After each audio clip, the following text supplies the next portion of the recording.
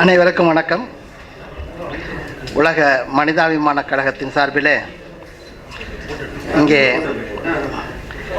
ஏற்பாடு செய்யப்பட்டிருக்கக்கூடிய இந்த சமூக நீதி கருத்தரங்கத்திலே உங்களோடு சில செய்திகளை பகிர்ந்து கொள்வதிலே நான் மிகுந்த மகிழ்ச்சி அடைகின்றேன்.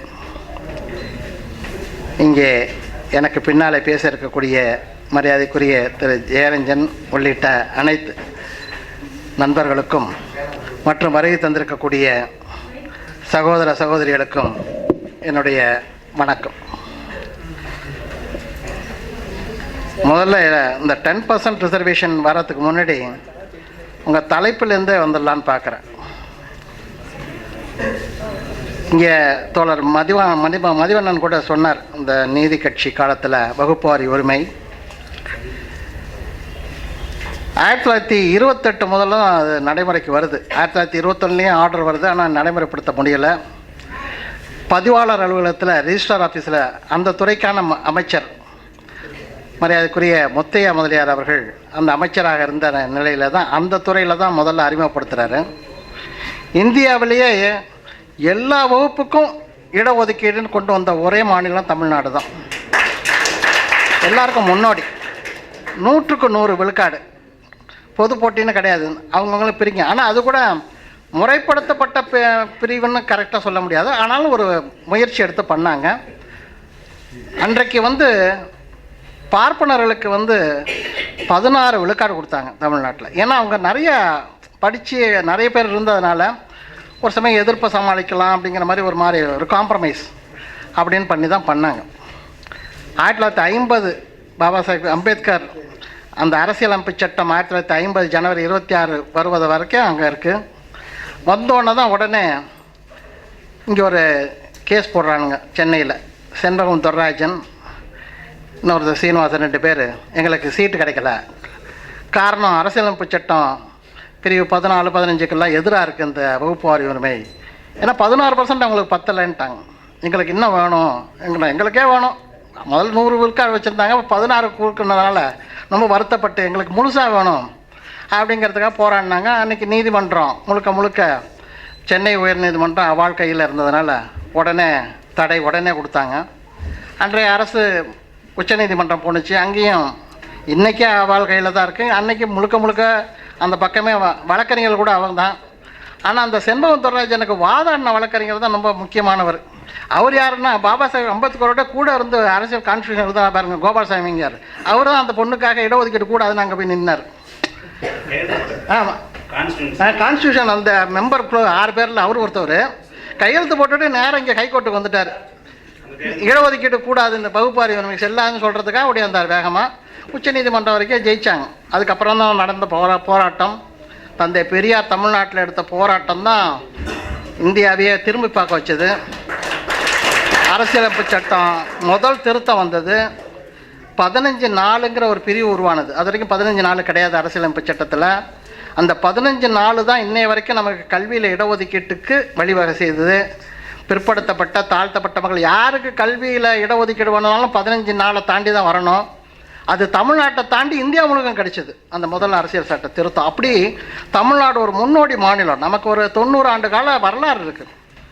அதுக்கு முன்னாடியே நீதி கட்சி அதுக்கான வேலைகள்லாம் ஆரம்பிச்சிட்டாங்க. 1916 ஆரம்பிச்சிட்டாங்க. அதுக்கு முன்னாடி நடேசனார், இந்த பாமரன் சொன்னார் பாருங்கள், திருவல்லிக்கேணி மேன்ஷன்லாம் அவர் தான் திராவிடர் மாணவர் விடுதின்னு ஆரம்பிக்கிறார்.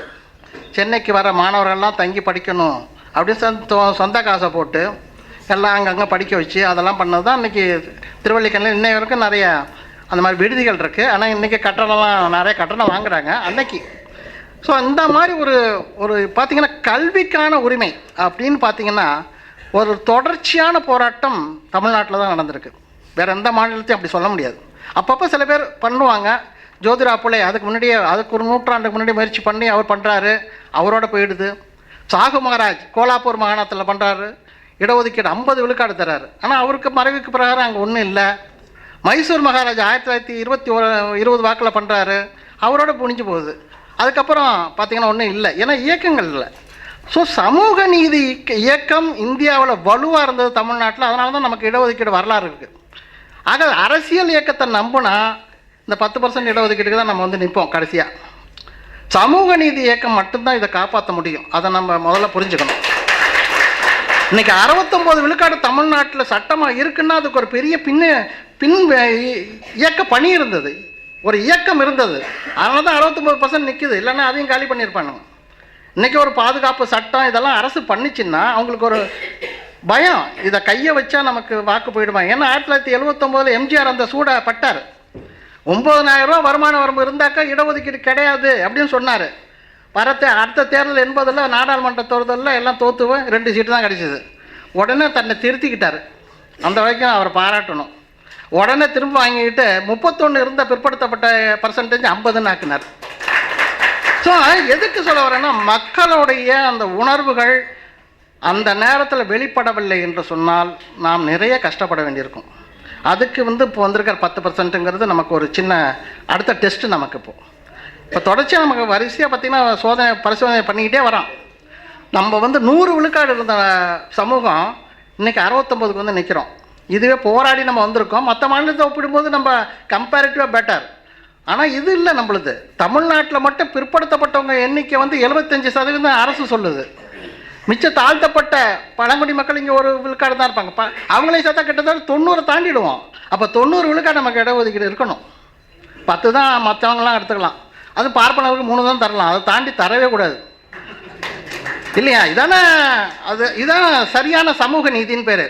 ஆனால் இவன் என்ன சொல்கிறான் வரான்னா, அப்படியெல்லாம் இல்லைங்க, பொருளாதாரத்தில் வந்துட்டா எல்லாம் கொடுக்கலாம் அப்படின்னாக்கா, பொருளாதாரத்துக்கும் இதுக்கு என்ன சம்பந்தம் இருக்குதுன்னு புரியல நமக்கு. ஏன்னா ஐயா ஜெரஞ்சன் இருக்கா, அவர் தான் விளக்கணும். ஏன்னா பொருளாதாரத்துக்கும் இடஒதுக்கீட்டுக்கும் எங்கேயுமே சம்பந்தமே இல்லை. அதுக்கு not at all related.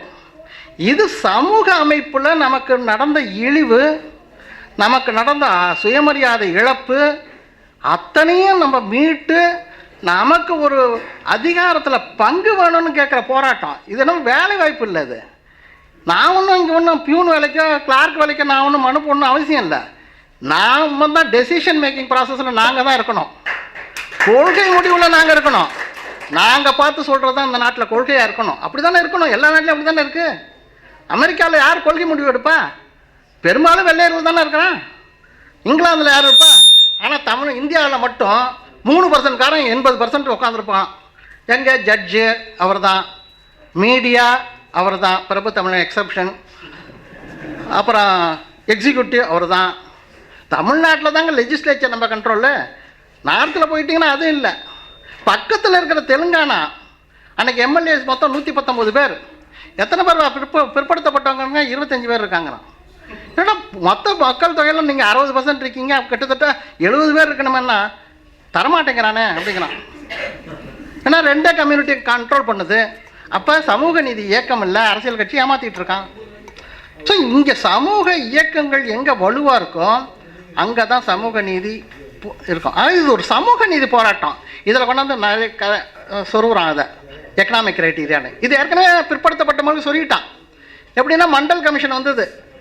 Mandal commission 2வது கமிஷன். அது நிறைய பேருக்கு தெரியாது. முதல் கமிஷன் ஒன்று வந்து 1955 கொடுத்தார், காக்கா கலையல்கர்னு. அவர் கொடுத்த கமிஷனை என்னன்னே தெரியாது யாருக்கும். டிஸ்கஷனே இல்லை பார்லிமெண்ட்டில். தூக்கிட்டு ஓரமாக வச்சுட்டானுங்க. First backward class commission. Constitution பிரகாரம் அம்பேத்கர் சொல்லியிருக்காரு, அரசியல் சட்ட பிரிவு 340 படி சமூக ரீதியாக கல்வி ரீதியாக பிற்படுத்தப்பட்ட மக்களுக்கு அவருடைய மேம்பாட்டுக்காகவும் அவருடைய முன்னேற்றத்திற்காகவும் ஒரு ஆணையம் அமைக்கப்பட வேண்டும். அந்த ஆணையம் அமைத்து இதை நடைமுறைப்படுத்த வேண்டும்னு அரசியல் சட்டம் 340 சொல்லுது. எப்போ 1950 கொடுத்தாச்சு. அதுக்கப்புறம் அமைக்கப்பட்ட காக்கா கலேல்கர் கமிஷன் ரிப்போர்ட் கொடுத்தது. ஆனால் கொடுத்துவிட்டு அவர் என்ன பண்ணார், இந்த சேர்மன் காக்கா கலேல்கர், எனக்கு இந்த இதில் ஒப்புதல் இல்லைன்னு அவரே சொல்லிட்டார். மற்றவங்கெல்லாம் ஒப்புதல் கொடுத்தாரு, அவர் மட்டும் மாற்றி கொடுத்தார். கடைசியில் அது டிஸ்கஷனுக்கே வரல, அது குப்பை தொட்டிக்கு போயிடுச்சு. அதற்கு பிறகு வந்த ஜனதா கவர்மெண்ட்டு சரண் சிங்கெல்லாம் போன்றவெல்லாம் இருந்ததுனால 2வது கமிஷன் அமைச்சாங்க. அதற்கு பிபி மண்டல் தலைவர். அதனால தான் மண்டல் கமிஷன் சொல்கிறோம். அந்த மண்டல் கமிஷன் 1980 டிசம்பரில் கொடுத்துச்சு. ஆனால் அந்த ரிப்போர்ட்டை அப்படியே தான் வச்சுருந்தாங்க. அதுக்கு எத்தனை போராட்டம். இங்கேருந்து தமிழ்நாட்டிலேருந்து பெரியார் இயக்கங்கள் போராடிது. அங்கே போய் எங்கே டெல்லியில் எல்லாம் திகார் ஜெரையெல்லாம் கொண்டு போய் அரெஸ்ட் பண்ணி வச்சான். யார்? பொண்ணுங்க குழந்தைங்கள்லாம் அரெஸ்ட் ஆனாங்க. அந்த ரிப்போர்ட் எப்படி பார்லிமெண்ட்டில் வைக்க சொல்லி, எதுக்கு? அரசியல் சட்ட பிரிவில் இருக்கக்கூடிய படி அமைக்கப்பட்ட அரசு அமைத்த ரிப்போர்ட்டை தயவுசெய்து கொஞ்சம் பேசுங்கய்யான்னு சொல்கிறதுக்கு ஒரு போராட்டம் உலகத்தில் எந்த நாட்டிலையும் கிடையாது, இங்கே தான் நடக்கும். இது யாருக்குன்னா பெரும்பான்மை மக்களுக்கு அந்த ரிப்போர்ட். ஆனால் பெரும்பான்மை மக்கள் வடக்க நல்லா நல்லா போகிற போத்தி தூங்கிட்டு இருந்தான். தமிழ்நாட்டிலேருந்து இங்கேருந்து போய் ஊசி போட்டாங்க. அப்புறப்படி கொஞ்சம் கொஞ்சமாக வந்து நம்ம ஒரு வாராது வந்த மாமணி போல் சமூக நீதி காவலர் விபி சிங் வந்தார் 90. அதுவும் ஒரு போர்ஷன் தான் இம்ப்ளிமெண்ட் பண்ணார். 27% வேலை வாய்ப்பில் தான் சொன்னாருங்க. சொன்ன அடுத்த கணமே அத்தனை பேரும் எதிராக எழுதிட்டான். பிஜேபி உடனே கமண்டலத்தை தூக்கிட்டான், ரத யாத்திரைன்னு கூட ஆரம்பிச்சிட்டானுங்க அவனுங்க. அவர் கடைசியில் ஆகஸ்ட் 7 அனௌன்ஸ் பண்ணார். நவம்பர் 7 பதவி விட்டு போயிட்டார். 4 மாதம். யார்? பெரும்பான்மை மக்களுக்கு இடஒதுக்கீடு கொடுத்ததுக்காக. வடக்கு அவ்வளோ பெரிய போராட்டம் நடந்துச்சு. தமிழ்நாட்டில் தான் அவருக்கு வரவேற்பே கொடுத்தாங்க, வேறு எங்கேயும் கொடுக்கல. டெல்லியிலே உள்ளே விட மாட்டேன்ட்டான். அதுக்கப்புறம் அவரும் டெல்லிக்கே உள்ளே போக முடியல. அதுக்கப்புறம் எங்கேயுமே அவர் பேச முடியல. எங்கே பேசுனாலும் போய் கல் எடுத்து அடிக்கான். அப்புறம் அவர் வெளியில் வந்துட்டார். அதுக்கப்புறம் நீதிமன்றத்தில் சுப்ரீம் கோர்ட்டில் 92 நவம்பர் 16 1992 இந்த சட்டம் இவரை கொடுத்த ஆணை செல்லும்னு சொல்லிவிட்டு கூடவே வரிசையாக வச்சான். என்ன 50%க்கு மேலே போகக்கூடாது, இவங்களுக்கெல்லாம் கிரிமி லேயர்னு ஒன்று அப்ளை பண்ணணும், அப்புறம் ப்ரமோஷனில் கிடையாதுன்னு சொல்லி அவனா இதெல்லாம் சப்ஜெக்டே கிடையாது. சப்ஜெக்ட் என்னன்னா விபி சிங் போட்ட ஆர்டர் செல்லுமா செல்லாதான் வழக்கு. ஆனால் வழக்கை தாண்டி அங்கே பேசுனாங்க. தமிழ்நாட்டை சேர்ந்த திராவிட இயக்கத்தில் இருந்த நீதியரசர் ரத்னவேல் பாண்டியன் மட்டும்தான் நமக்கு ஆதரவாக அங்கே தீர்ப்பு கொடுத்தார். பாக்கி எல்லாரும் அப்படியே மழுப்புனாங்க, எக்கனாமிக் இருக்கலாம் போகலான்னு. இந்த எக்கனாமிக் கிரைட்டீரியாங்கிறது இந்த முதல் திருத்தம் வரும்போதே நாடாளுமன்றத்தில் இது டிஸ்கஷன் வருது. சோஷியல் அண்ட் எஜுகேஷன் இல்லைங்கிறத 340 அம்பேத்கர் பயன்படுத்தியிருக்கிறார். அதே வார்த்தையை தான் 15(4) பிரிவில் போட்டிருக்காங்க. உடனே சில மெம்பர்ஸ் எந்திரிச்சு இதில் எக்கனாமிக்கலி சேர்த்துக்கிட்டா நல்லதுங்கன்னாங்க. உடனே அப்போ நேரு அவர்களும் சரி அம்பேத்கர் அவர்களும் இல்லை, இது தப்பு, நம்ம ஏற்கனவே டிஸ்கஸ் பண்ணி தான் 340 வந்திருக்கு, கான்ஸ்டியூஷன் அசம்பிளி டிபேட்ஸ்லேயும் அது நிறையா பேசியாச்சு, சோஷியலி அண்ட் எஜுகேஷன்லி தான் கரெக்டு, சமூக ரீதியாக கல்வி ரீதியாக உரிமை மறுக்கப்பட்ட மக்களுக்கு நம்ம இடஒதுக்கீடு தரோம், இதில் பொருளாதாரங்கிறது கொண்டு வர முடியாதுன்னு சொல்லி டிபேட் வந்து கடைசியில் வாக்கெடுப்பு நடந்தது. ஃபர்ஸ்ட் அமெண்ட்மெண்ட்டுக்கு 245 பேர் எக்கனாமிக்கலிங்கிற வார்த்தை கூடாதுன்னு ஓட்டு போட்டான். 5 பேர் தான் எக்கனாமிக்கலின்னு வேர்டு. அன்றைக்கே முடிஞ்சு போச்சு, எக்கனாமிக்கலி ஓவர். சுப்ரீம் கோர்ட் வரான் கரெக்டாக 92 கிரீமி லேயர்னு பிற்படுத்தப்பட்டவங்க உள்ள சொல்லணும். கிரீமி லேயர் வந்தோடனே என்னாச்சுன்னா யாரெல்லாம் அந்த நேரத்துக்கு ஒரு ஜென்ரேஷன் படித்து வரும் பாருங்க அவங்க பிள்ளைங்கள, அவங்களுக்கெல்லாம் இடஒதுக்கீடு இல்லை. சரி, அடுத்த கட்ட இனிமேல் தயாராகி வந்தால் தான் இடஒதுக்கீடுங்கிற மாதிரி ஆகிவிட்டான். ஸோ இந்த கிரீமி லேயர்னு பொருளாதாரம் பிற்படுத்தப்பட்ட மக்களுக்கு கொண்டு வந்தது நோக்கமே யாரெல்லாம் உயர் பதவிகளுக்கு செல்ல முடியுமோ அந்த குடும்பங்களை எல்லாம் தடுப்பது. இதுதான் அவனுடைய நோக்கம். அதை கரெக்டாக 92லேருந்து இன்னைக்கு வரைக்கும் இருக்காது, 26 வருஷமாக நடைமுறைப்படுத்தி அதை அவர் குட்டிச்சுவராக்கிட்டான். அதனால தான் இன்றைக்கும் பார்த்தீங்கன்னா புள்ளி வரம் என்ன சொல்லுது, பிற்படுத்தப்பட்டவங்க பல துறையில் 0, 27% கொடுத்தா கூட பல துறையில் இன்னும் 0விலே இருக்கான், இன்னும் எவனும் கிடையாது. அங்கே president secretariat, vice president secretariat, election commission, இந்த டிபார்ட்மெண்ட்லாம் குரூப் ஏன்னு ஒன்று கிளாஸ் 1 பதவி இருக்குது பாருங்கள், அத்தனையிலையும் 0. எங்கே இருக்கிறான்னா அந்த இது இருக்குது பாருங்க, அங்கே பியூன் போஸ்ட்டு, கிளர்க் போஸ்ட்டு, அதில் ஒரு 10% 8% உட்காந்துருக்கான் சௌரியமாக, அவ்வளோதான். அதை தாண்டி போகவே முடியல. ஏன்னா அந்த கிரீமி லேயர்னு சொல்லி அடிச்சிட்டான். இந்த கிரீமி லேயர்னு யாருன்னா இப்போ நீங்கள் இருக்கீங்க, இப்போ நண்பர்கள் வந்தாங்க நம்ம பார்க்க, இவங்கெல்லாம் ஒரு நியூ இந்தியாவில் ஒர்க் பண்ணுறாங்கன்னா இவங்க பையன்களை படிக்க வைக்கும்போது தான் இவங்களுக்கு ஐஐடி ஞாபகம் வரும், எய்ம்ஸில் படிக்கலான்னு ஞாபகம் வரும். இவங்கெல்லாம் கிரீமி லேயர். இப்போ இவங்க பையங்க போக முடியாதுன்னு வச்சுங்க, அப்போ யார் போவான்னா நம்ம தெருவில் முனையில் பூ விற்கிறவங்க, ரிக்ஷா விற்கிறவங்க, இவங்கெல்லாம் போகலான்றான். அவனுக்கு முனை மேலே இருக்க பள்ளிக்கூடமே போக முடியல, அவன் எங்கே ஐஐடி போக போகிறான்? புரியுதுங்களா? ஸோ கரெக்டாக ஒரு ஆப்பு அங்கே அடித்தான் கிரீமி லேயர்னு. அதை வந்து நம்மளால் இன்னும் போராடிட்டு இருக்கோம். அடுத்தது அரிசியாக வைக்கிறான். இப்போ என்ன சொல்லிட்டான், அந்த கிரீமி லேயரில் இன்னொரு சப் கிளாஸ் போட்டான். இனிமேல் பேங்க்கில் பப்ளிக் செக்டர்லாம் ஆஃபீஸராக உள்ள நுழைஞ்சாலே நீ கிரீமி லேயர்ன்ட்டான். இப்போ அடுத்த ஸ்டெப்புக்கு வந்துட்டான். முதல்ல கிரீமி லேயர்னு சொல்லி ஒரு குரூப்பை 8 லட்சம் தாண்டவன் அதெல்லாம் போட்டான், யார் கான்ஸ்டியூஷன் பிரசிடெண்ட்டாக இருக்கிறவங்களாம். இப்போ அடுத்த ஸ்டெப்புக்கு வந்திருக்கான். எப்படின்னா ஆஃபீஸராக ஜாயின் பண்ணாலே உன் பிள்ளைங்களுக்கெல்லாம் கிடையாதுன்ட்டான். ஸோ இப்போ ஒரு குரூப் அவுட்டு. இப்போது அடுத்த ஸ்டெப்பு தான் 10%. ஸோ இது வந்து சிஸ்டமேட்டிக்காக வரான்.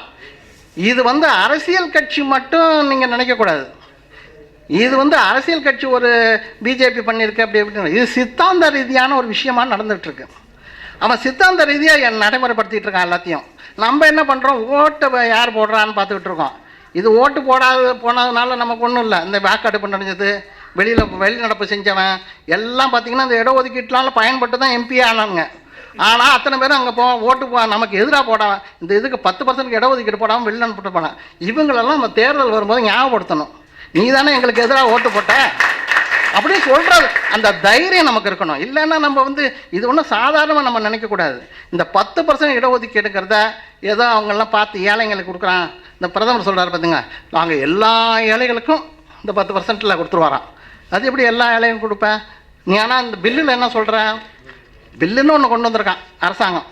அந்த பில்லில் என்ன சொல்கிறான், எல்லா பில்லுக்கும் பார்த்திங்கன்னா அதோட நோக்கம்னு ஒன்று சொல்லுவோம். ஒரு பில் கொண்டு வரதுக்குன்னா காரணம் இருக்கணும்ல, அந்த காரணத்தை சொல்கிறான் பாருங்கள். At present the economically weaker sections of citizens have largely remained excluded from attending the higher educational institutions and public employment on account of their financial incapacity. நான் அண்டர்லைன் பண்ணிங்க, financial incapacity to compete with the persons who are economically more privileged. பொருளாதார ரீதியாக நல்ல வசதியாக இருக்கிறவங்களோட இவனால் போட்டி போட முடியல, ஏன்னா இவனுக்கு பொருளாதார வசதி இல்லை. அதனால் இவர் இடஒதுக்கீடு கொடுத்துருவான். ஏன்னா பொருளாதார வசதி இல்லாதவனுக்கு இடஒதுக்கீடு கொடுத்தா எப்படி போயிடுவான் தான், படிக்கவே பணமே இல்லைன்றானே. பணம் இல்லாதவனுக்கு இடஒதுக்கீடு கொடுப்பானா, பணம் இல்லாதவனுக்கு கல்வி கடன் கொடுத்து ஊக்கத்தொகை கொடுத்து ஸ்காலர்ஷிப் கொடுப்பானா? இந்த மாதிரி ஒரு அடிப்படையான பேசிக் எக்கனாமிக்ஸே தெரியாதவன் தான் நமக்கு ஃபினான்ஸ் மினிஸ்டர். அவனுக்கு உதவி பண்ணுறதுக்கு இன்னொருத்தவன் இப்படியும் வந்துட்டுருக்காங்க நம்ம நாட்டில். நம்ம ஃபினான்ஸ் மினிஸ்டர் யாருன்னா ஒரு லாயர், அது பேசிக்கலாக எக்கனாமிஸ்ட்டும் கிடையாது, எக்கனாமிக்ஸும் தெரியாது அவருக்கு. ஆனால் தெரிஞ்சுக்கணும்னு அவசியம் இல்லை, ஆனால் கூடையாவது வச்சுருக்கணும்ல. வச்சுருந்தாலாம் விரட்டி விட்டான், எக்கனாமிக் அட்வைசர்ஸ் எல்லாம் ஓடி விட்டாங்க. ஸோ இவனுக்கு எக்கனாமிக்ஸ்னா அப்போ வந்து இவனுக்கு சித்தாந்த ரீதியாக ஏற்றுறாங்க. இது வந்து நோக்கம் வந்து சும்மா நமக்கு சொல்கிறதுக்கு, பிரதமர் பேசுகிறதுக்காக ஏழைங்களுக்கு. இது ஏழைங்க எங்கே வந்து ஃபினான்ஷியல் இன்கெப்பாசிட்டிங்கிறது பணம் இல்லை. பணம் இல்லாதவனுக்கு என்ன செய்வாங்க, நம்ம ஊரில் வயிற்றுக்க வழி இல்லைன்னா என்ன பண்ணுறாங்க, ரேஷன் கடையில் இந்த 20 கிலோ இறைச்சி சாப்பிடு, அதானே ஏழைகளுக்கு கொடுக்குறது. அங்கே நம்ம இடஒதுக்கீடு கேட்கலையா, ரேஷன் கடையில் போய் கேட்குறோமா, ஏங்க 20 கிலோ எங்கள் எஸ்சி கொடுங்க, பிசி கொடுங்க, யார் கேட்குறா? ஏழைங்க எல்லா ஏழைங்களும் வாங்கிட்டு போன்னு தான் சொல்கிறோம். அதுதான் எக்கனாமிக் வெல்ஃபேர் ஆக்டிவிட்டி. இவன் இடஒதுக்கீட்டில் கொண்டா சொல்கிறான். அதை சொன்னாந்துட்டு அடுத்தது கான்ஸ்டியூஷனுக்கு போகிறான். டைரக்டிவ் பிரின்சிபல்ஸ் ஆஃப் ஸ்டேட் பாலிசின்னு ஒன்று இருக்குங்க. கான்ஸ்டியூஷனில் 2 இருக்குது. ஒன்று ஃபண்டமெண்டல் ரைட்ஸ், இன்னொன்று directive principles of state policy. இந்த ஃபண்டமெண்டல் ரைட்ஸ்னா அடிப்படை உரிமை. அது ஒவ்வொரு இந்திய குடிமகனுக்கும் எங்கே வேணாலும் கேட்கலாம், என்னுடைய உரிமைன்னு கேட்கறது, கோர்ட்டுக்கும் போகலாம்.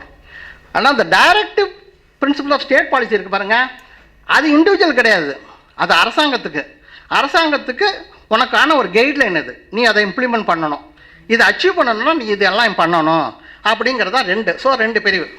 இந்த டைரக்டிவ் பிரின்சிபல்ஸை இவன் கோட் பண்ணி என்ன சொல்கிறான், அதில் ஆர்டிகிள் 46ன்னு ஒன்று இருக்குது பிரிவு.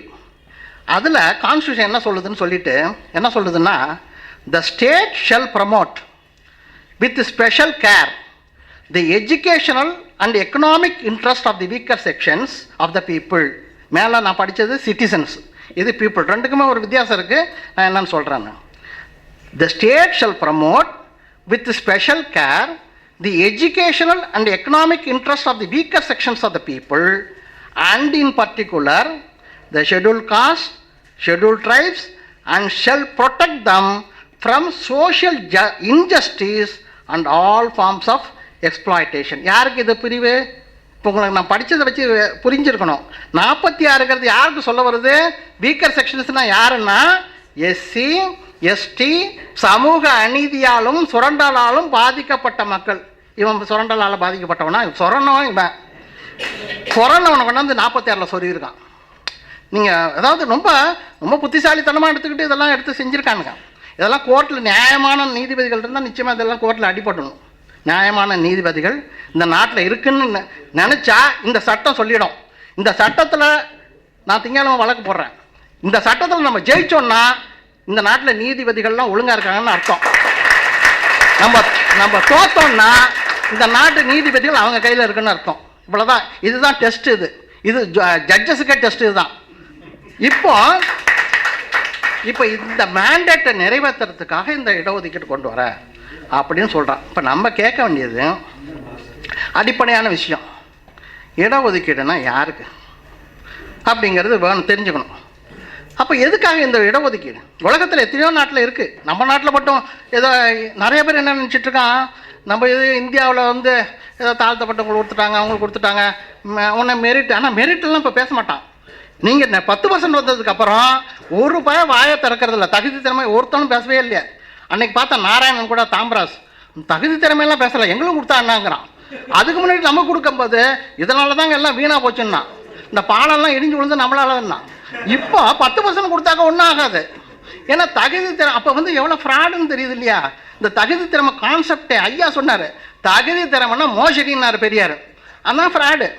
ஸோ இப்போ பேச மாட்டான். அதனால் தகுதி திறமையெல்லாம் இப்போ கிடையாது. ஸோ இது வந்து எப்படின்னா, நம்ம வந்து இந்த நாட்டை பொறுத்த வரைக்கும் ஒருத்தன் பிறப்புலேயே அவனை முடிவு பண்ணிடுறான். நீங்கள் முடிவு பண்ணுறதில்ல, பிறப்பு முடிவு பண்ணுது நீ யாருன்னு. உனக்கு கல்வி கொடுக்கலாமா வேணாமான்னு சட்டம் சொல்லுது. நீ கிடையாது, நீங்கள்லாம் படிக்கக்கூடாது, நீங்கள்லாம் படிக்கலாம், அவ்வளோதான் சொல்லியிருக்கு. 2000 வருஷமாக தான் ஓடிட்டுருக்கு. இதை வந்து நம்ம ரெக்டிஃபை பண்ணுறோம். இப்போ அதான் ஈக்குவாலிட்டி. அதான் 15(1) ஈக்குவாலிட்டி சொல்லுது, 16(1) ஈக்குவாலிட்டி சொல்லுது. ஆனால் அதுக்கு வந்து தீர்வு எங்கே சொல்லுதுன்னா, அரசியல் சட்டம் 15(4) 16(4) சொல்லுது. எப்படின்னா, இவங்களுக்கு இடஒதுக்கீடு கொடுத்தாதான் அந்த சமூகம் அடைய முடியும். நீ இந்த ரோடை பிளாக் பண்ணினா அது அப்படியே தான் இருக்கும்.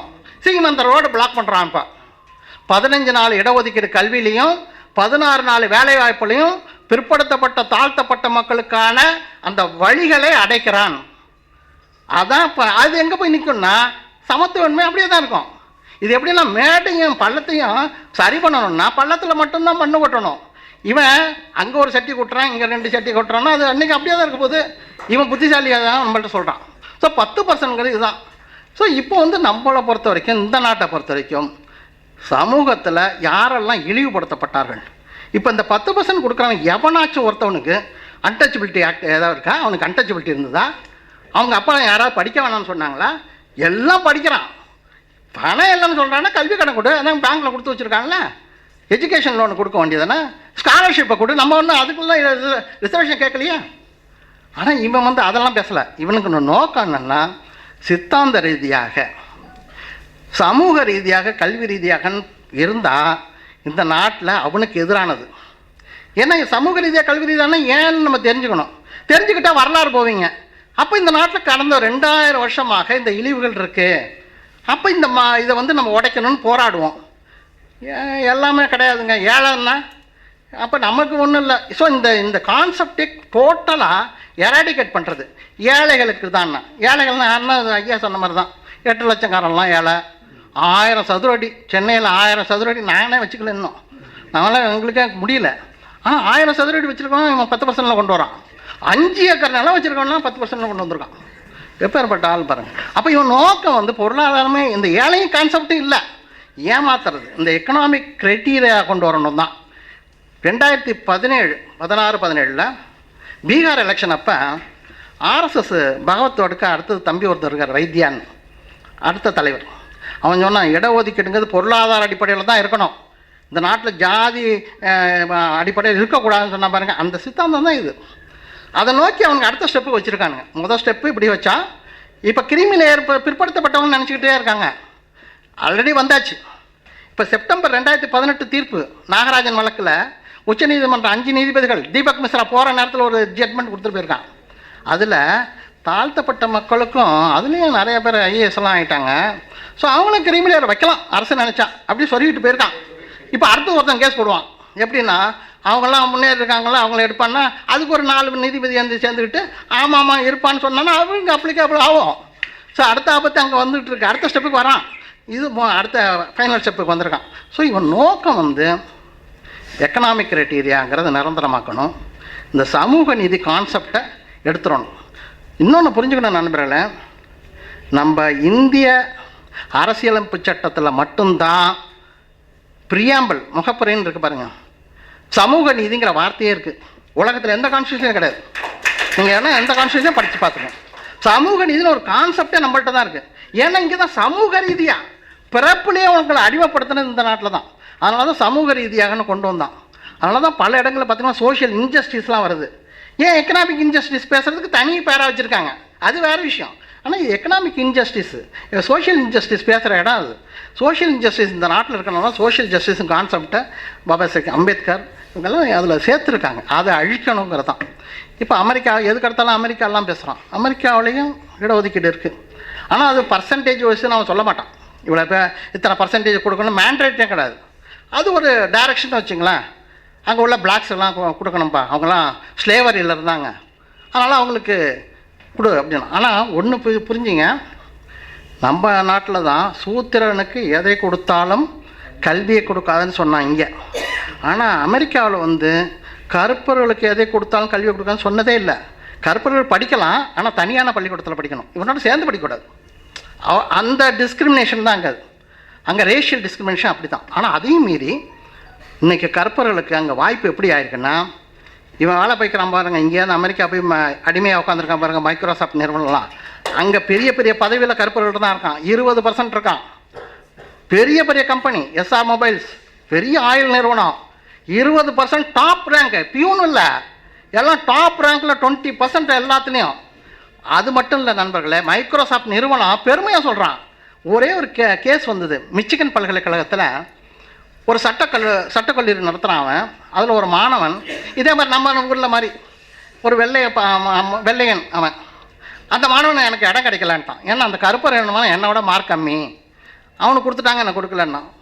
உடனே கேஸ் சுப்ரீம் கோர்ட் போகுது. சுப்ரீம் கோர்ட் போனான்னா உடனே அந்த ஊரில் எப்படின்னா அதுக்கு பப்ளிக்கும் அதில் சேர்ந்துக்கலாம். அமிக்கஸ் கியூரின்னு பேர், அதுக்கு பேர். பெரிய பெரிய நிறுவனங்கள்லாம் அதில் சேர்ந்துக்கிட்டான்.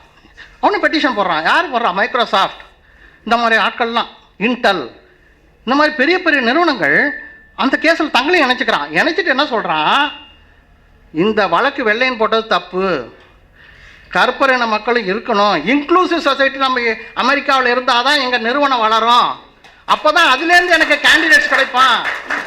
எப்படி அதில் படித்து வந்த கேண்டிடேட்ஸ் அப்போ தானே நான் எடுக்க முடியும்.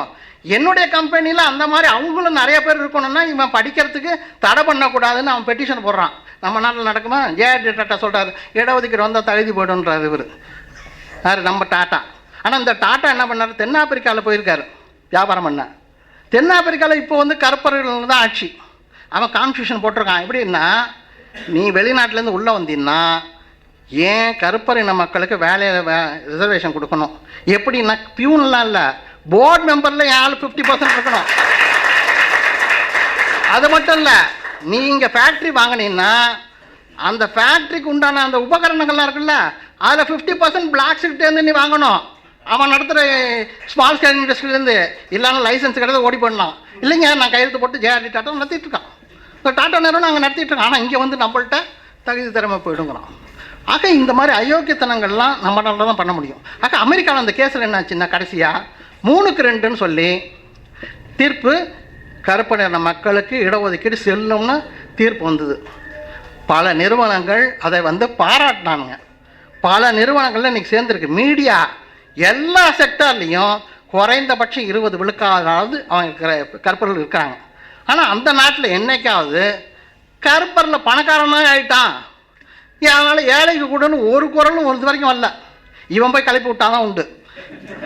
ஆக இல்லை, எதுக்கு சொல்ல வரேன்னா, இது ஒரு ரேஷியல் டிஸ்கிரிமினேஷன், ரேஸ் அதான் அங்கே குவாலிட்டி. இங்கே பை பர்த்து நான் பிறவியில் சூத்துறேன், பிறவியில் பஞ்சமன், 2 பேருக்கு கல்வி உரிமை கிடையாது. அதை நீ தீர்க்கறதுக்கு தான் இந்த வாய்ப்பு. அது இன்னொன்று, இது வேலை வாய்ப்பு இல்லை. எனக்கு முடிவு எடுக்கிற இடத்துல நான் இருக்கணும். இந்த அரசாங்கம் யார் ஜெயிக்க, நம்ம ஓட்டு போட்டு தானே வருது. அப்போ அந்த கொள்கை முடிவில் நானே கிடையாதுன்னா எப்படின்னா, கோயிலை கட்டிட்டு நம்ம வெளியில் நின்று கும்பிட்றது தான், மணி அடிக்க அவன் தான்ங்கிற மாதிரி. அதே சிஸ்டத்தை வெளியிலையும் பண்ணணும்னு பார்க்குறான். அதை நம்ம உடைக்கணும்னா இதை நம்ம விளையாட்டாக பண்ணக்கூடாது. இப்போ அடுத்தது இன்னொரு லைட்டாக சொல்லியிருக்கான். பேப்பர்லாம் பார்த்துருப்பீங்க, டெல்லியிலலாம் பேராசிரியர்லாம் போராடிட்டு இருக்காங்க. என்னன்னா, அந்த 13 பாயிண்ட் ரோஸ்ட்டில் எடுத்து நாங்கள் போராடுறோங்கிறான். என்னென்னு புரிஞ்சிருக்குமான்னு தெரியல. இந்த 13 பாயிண்ட் ரோஸ்ட்டில் இப்போ ஒரு வேலையை கொடுக்கணும்னு வச்சுங்களேன், அதுக்கு ஒரு முறை இருக்குது, மெத்தட். எப்படின்னா 10 வேக்கன்சி வரணும்னா எஸ்சிக்கு எத்தனை கொடுக்கணும், ஓபிசிக்கு எத்தனை கொடுக்கணும்னு பாயிண்ட் வைஸ் வருவான். அப்படி பார்த்தீங்கன்னா ஒரு 100 ரோஸ்டர்னா 100 பாயிண்ட்னா சென்ட்ரல் கவர்மெண்ட்டில் 27 பிசி கொடுக்கணும், 15 எஸ்சி கொடுக்கணும், 7.5 தாழ்த்தப்பட்ட பழங்குடி மக்களுக்கு கொடுக்கணும். மிச்சத்தை பொது போட்டு யார் வேணாலும் வரலாம். அது அவன் இல்லை, ஏன் அதர் கம்யூனிட்டிஸ் இல்லை, ஓப்பன் எஸ்சி எஸ்டி ஓபிசி யார் அந்த கட் ஆஃப் மார்க் மேலே வேணால் வரலாம். இது 200 பாயிண்ட் ரோஸ்டர்னு வச்சுருக்கான். இப்போது இதை மாற்றி ஒருத்தன் கேஸை போட வச்சு அலகாபாட்டில், அங்கெல்லாம் அலகாபாத் கோர்ட்டில் வந்து 110 பேர் இருக்கிறான் நீதிபதி. 110 பேரில் 5 பேர் தான் பிற்படுத்தப்பட்ட தாழ்த்தப்பட்டவன், 105 பேர் அவங்க தான் உட்காந்துருக்காங்க. ஆனால் நம்ம ஹைகோர்ட்டில் வந்து 61 பேர் இருக்காங்க, 51 பேர் பிற்படுத்தப்பட்ட தாழ்த்தப்பட்ட மேம்படுத்தப்பட்ட. ஏன்னா சமூக நீதி இயக்கம் இங்கே இருக்குது. இங்கே வந்து 2 பேரை எக்ஸ்ட்ரா அவன் போயிட்டானாலே கொடியை பிடிச்சிட்டு போயிடுறாங்க. அவனுக்கு அளவுக்கு அதிகமாக கொடுக்காதே எங்களுக்கு கொடு அப்படின்னு போராடுறாங்க இந்த நம்ம ஊரில். அங்கே அந்த போராட்டம்லாம் எல்லாம் இஷ்டத்துக்கு அது அவங்க அவால் கோர்ட்டு அது.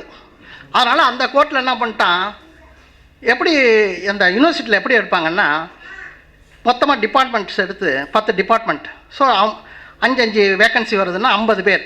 ஸோ 50 பேருக்கு என்னான்னு போடுவான், ரெக்ரூட்மெண்ட் போட்டு அதுக்கு உண்டான டிபார்ட்மெண்ட்டில் குவாலிஃபிகேஷனை வச்சு அந்த ப்ரொஃபஸர் லெக்சர்ஸை எடுப்பாங்க. இவன் என்ன பண்ணிட்டான், அப்படிலாம் பண்ணக்கூடாது, டிபார்ட்மெண்ட் வைஸாக எடுப்போம் அப்படின்னா. எப்படின்னா ஃபிசிக்ஸ் டிபார்ட்மெண்ட்டுக்கு தனியாக ரிசர்வேஷன், கெமிஸ்ட்ரின்னா தனி, பயாலஜினா தனின்ட்டான். பார்க்குறதுக்கு உங்களுக்கு ஒன்றும் புரியாது. ஆனால் என்னன்னா ஒரு டிபார்ட்மெண்ட்டில் 3 வேக்கன்சின்னு வச்சுங்க, நோ ரிசர்வேஷன்.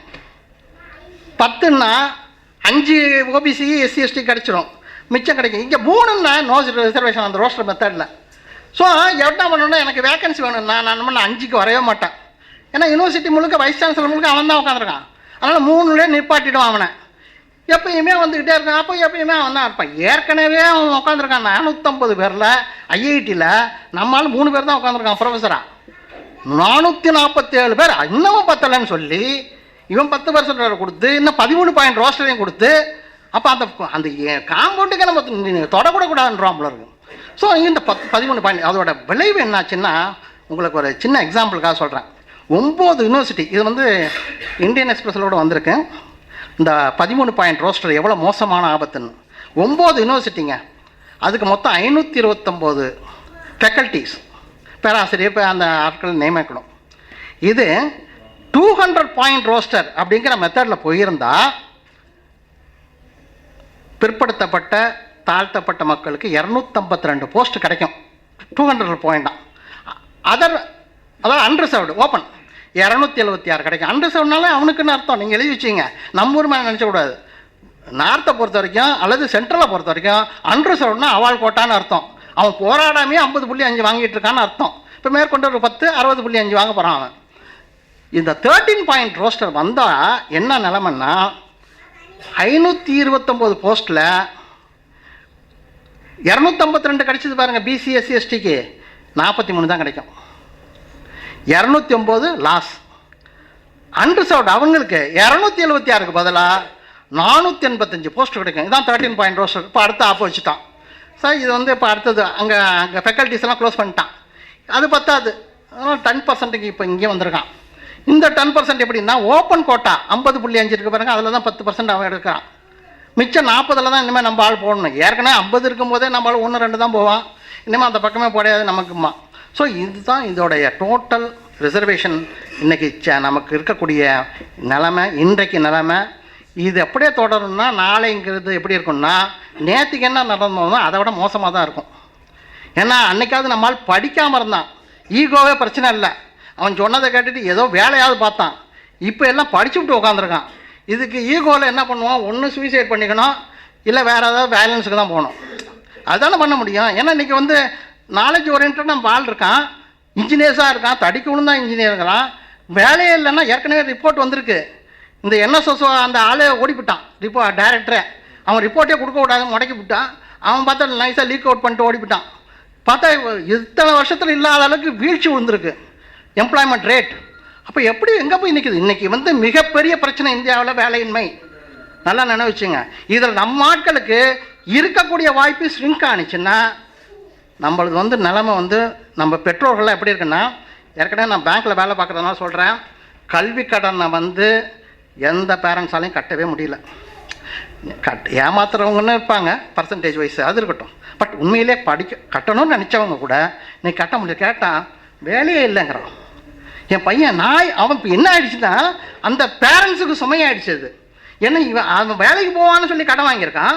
இவன் கடன் வாங்கும்போது 4 லட்சம், இன்றைக்கி வட்டி எல்லாம் போட்டு 8 லட்சம் வந்து நிற்கிது. இவன் என்ன பண்ணுவான்னா பேங்க்கில் அட்டாச் பண்ணுறது பேரண்ட்ஸ் தான் அட்டாச் பண்ணுவான். ஸோ இவன் ரிட்டையர்ட் ஆகி வந்தான்னா அந்த பணத்தை வாங்கிடுவான் அவன். ஸோ பேரண்ட்ஸும் ரோட்டில் நிற்கணும்.